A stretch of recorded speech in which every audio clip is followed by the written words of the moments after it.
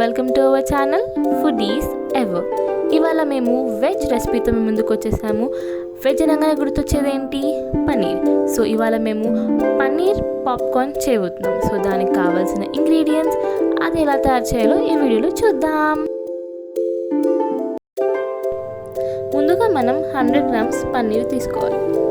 పన్నీర్ని వీడియోలో చూపించిన విధంగా కట్ చేసుకోండి. మరీ పెద్దగా కట్ చేసుకోవద్దు, చిన్న చిన్నగా కట్ చేసుకోవాలి, ఎందుకంటే పాప్కార్న్ చిన్నగానే ఉంటుంది కాబట్టి. ఇందులో ఇప్పుడు 1 tablespoon కారం, తగినంత ఉప్పు, 1/2 tablespoon ధనియాల పొడి, 1/4 tablespoon పెప్పర్. వీటిని బాగా మిక్స్ చేసుకోండి. నా కన్వీనియంట్ కోసం నేను హ్యాండ్ యూజ్ చేసి పన్నీర్కి అంత మంచి పట్టేలాగా మిక్స్ చేసుకున్నా. పన్నీర్కి ఎక్స్ట్రా టేస్ట్ ఇవ్వడానికి ఇక్కడ మేము 1.5 tablespoon టమాటో సాస్ యాడ్ చేసాం. ఇప్పుడు ఇందులో 1/2 tablespoon soya sauce, 1/2 tablespoon vinegar add చేసుకోవాలి.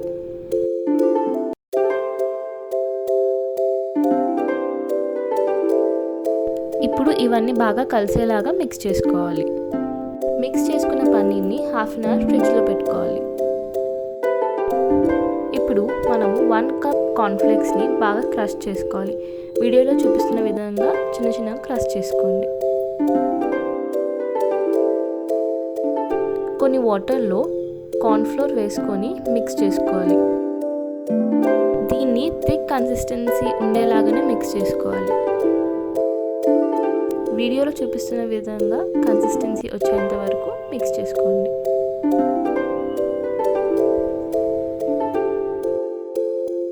వన్ కప్ బ్రెడ్ క్రమ్స్ని తీసుకోండి. మనం ముందుగా మ్యారినేట్ చేసుకున్న పన్నీర్ని మన కార్న్ఫ్లోర్ మిక్సర్లో వాటిని వేసుకొని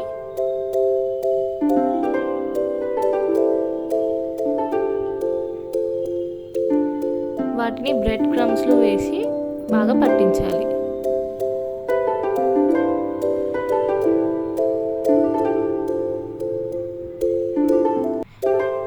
మళ్ళీ అదే పన్నీర్ని మళ్ళీ ఆ కార్న్ఫ్లోర్ మిక్సర్లో వేసి దాన్ని మనం ముందుగా తీసుకున్న కార్న్ఫ్లేక్స్లో వేసి రోల్ చేసుకోవాలి. దాన్ని బాగా పట్టించాలి. దీంట్లో మనకు 2 కోట్స్ ఉంటాయి. ఫస్ట్ కోట్ బ్రెడ్ క్రమ్స్ తోటి, సెకండ్ కోట్ కార్న్ఫ్లేక్స్ తోని పట్టించాలి. సో అన్ని పన్నీర్ పీసెస్కి వీడియోలో చూపించిన విధంగా సేమ్ ప్రాసెస్లో చేసుకోవాలి.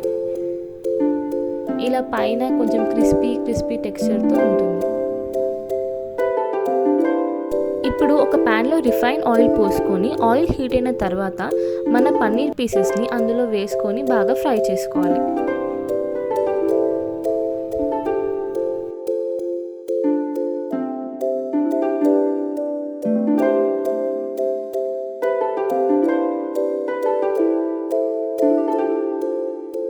మన పన్నీర్ పీసెస్ని గోల్డెన్ బ్రౌన్ కలర్ అయ్యేంత వరకు ఫ్రై చేసుకోండి.